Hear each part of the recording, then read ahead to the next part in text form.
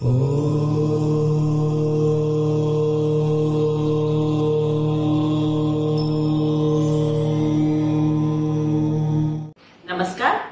Astro insights with Richa में आप सभी का स्वागत है। मैं हूं डॉक्टर ऋचा शुक्ला। आज आपसे बात करूंगी हॉरोस्कोप के बारे में। आखिर ये है क्या, कैसे बनती है, किस तरह से काम करती है और क्या इसमें कोई बदलाव संभव है। हॉरोस्कोप को बहुत सिंप्लीफाइड तरीके से अगर बताया जाए तो horoscope is the map of the sky at the time of your birth. जिस क्षण, जिस घड़ी, जिस टाइम पर आप पैदा हुए उस वक्त स्काई का एक स्क्रीनशॉट लिया गया, एक पिक्चर क्लिक कर ली गई और उसको सीज कर दिया गया। उसके बाद उसको देखा गया, खोला गया तो पता चला कि कौन सा ग्रह किस राशि में था, किस नक्षत्र में था, कितनी डिग्रीज पर था। बन गया आपका हॉरोस्कोप। और ये हॉरोस्कोप, जैसा मैं पहले ही बात कर चुकी हूँ, ये प्लैनेटरी अलाइनमेंट जो होता है ये आपके पास्ट पूर्व जन्म के कर्मों के आधार पर होता है। सो जन्म पत्रिका इस तरह से तैयार होती है। Now how it works. अब आप बताइए, जैसा कि मैंने कहा कि हॉरोस्कोप एक पिक्चर क्लिक करने जैसी चीज है। जब बात होती है कि ये कैसे काम करती है, कुछ लोग कहते हैं आप ये उपाय कर लीजिए, ये बदल जाएगा, ऐसा कर लीजिए, ये चेंज हो जाएगा। इसी बात को समझाने के लिए मैं आपसे एक प्रश्न करती हूँ। आपने एक पिक्चर क्लिक की, किसी मोमेंट की, एक खास मोमेंट की आपने एक पिक्चर क्लिक की और जब आपने वापस देखी तो उसमें आपने देखा कि आपके फेशियल एक्सप्रेशंस काफी खराब थे। उसमें you were not looking good at all. अब बताइए, क्या आप उस पिक्चर में से अपने फेशियल एक्सप्रेशंस को बदल सकते हैं? No way, you can't. Yes, you can fill some colors, add some light, थोड़ा बहुत एडिट कर सकते हैं और उस पिक्चर को प्रेजेंटेबल बना सकते हैं। बट आप उस पिक्चर में किसी भी व्यक्ति के फेशियल एक्सप्रेशंस को चेंज नहीं कर सकते। ज्योतिष भी इसी तरह काम करती है। ग्रह जिस स्थिति में बैठ गया तो बैठ गया। आप उसके बेसिक नेचर को चेंज नहीं कर सकते।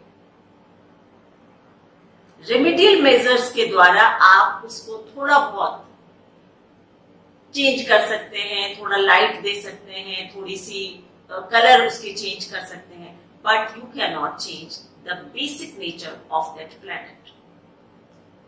तो सबसे पहले आप ये समझिए कि एस्ट्रोलॉजी में एडिशन और डिलीशन का प्रोसेस नहीं है। यू कैन नॉट एड और डिलीट। मेरे पास इतने लोग आते हैं और एक बहुत ही प्यारा सा प्रश्न करते हैं। जब मैं उनको समझाती हूँ कि हाउ इट वर्क्स, आपका शनि छठे घर में है, आपका मंगल दूसरे घर में है, then they ask, usually they ask this question, ma'am क्या ये ग्रह कभी बदलते नहीं? आप सबके लिए मैं आंसर करना चाहती हूँ, कभी भी नहीं। जिस तरह से जो ग्रह उस वक्त अलाइंड है वो उसी तरह का जीवन भर रहने वाला है। बदलती हमारी दशा है, ग्रह की दशाएं बदलती हैं, वो हम आगे बात करेंगे। ग्रह की पोजीशन कभी नहीं बदलती।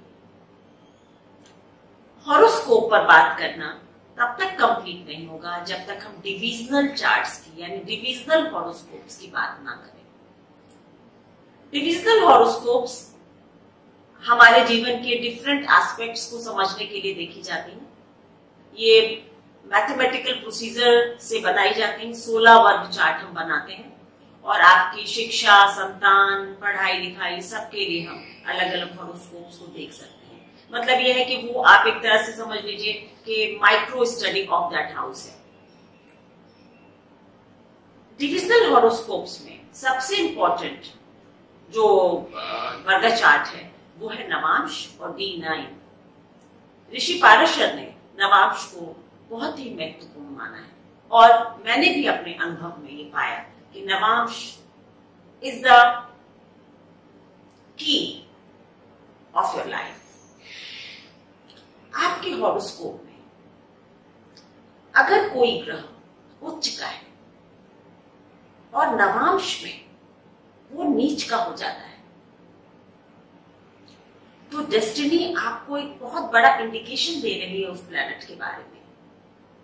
आप अपनी हॉरोस्कोप में उस ग्रह को उच्च का देखकर खुश मत होइए। इस जीवन में, करंट बर्थ में, वो ग्रह आपको उच्चता के फल नहीं देगा, बिकॉज नवांश दिखाता है how your life is going to progress और proceed.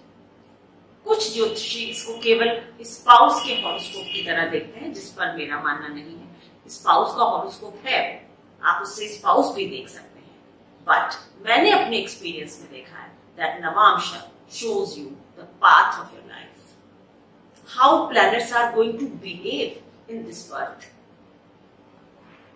This is what is Navamsa. Horoscope देखकर कभी भी कोई प्रेडिक्शन नहीं करना चाहिए। नवांश की स्थिति का अध्ययन बहुत जरूरी है। यदि आप इन दोनों की कंबाइंड स्टडी करके प्रेडिक्शन करेंगे तो आप बहुत सही रास्ता अपने क्लाइंट को दिखा सकते हैं। पर यदि आप नवांश को कंसीडरेशन में नहीं ले रहे हैं तो most likely your predictions are going to fail. आप लोगों को भी समझना चाहिए कि जब आप किसी ज्योतिषी को विजिट करते हैं तो आप उनसे जरूर पूछें कि ये तो मेरी हॉरोस्कोप है, लेकिन मेरा नवांश क्या कहता है। सच मानिए, आप कभी भी किसी के बहकावे में नहीं आएंगे। यदि कोई राजयोग आपकी हॉरोस्कोप में दिखाई पड़ रहा है और आपको ज्योतिषी उसके बारे में बहुत अच्छी अच्छी बातें बता रहा है, ये बुध आदित्य योग है, ये शश योग है, ये योग है, आप तुरंत पूछें कि गुरुजी, क्या नवांश में भी इस ग्रह की स्थिति अच्छी है? If that Rajyoga is not being repeated in Navamsa, इस जीवन में तो वो राजयोग फ्रक्टिफाई नहीं होगा।